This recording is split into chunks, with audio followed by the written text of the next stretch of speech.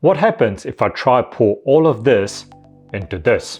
Well, first, it's going to overflow and it's going to go to waste. But more importantly, the content of this glass won't magically replace the content that's already in this one. But that is exactly what happens when we try to teach leadership or expect our leaders to learn from training courses, books, podcasts, or ideal advice. Because unlike kids, adults aren't empty cups that can be filled with knowledge.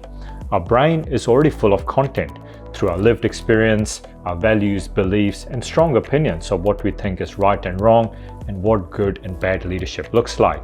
And when someone comes along and introduces us to new ideas, we don't just absorb it as it is.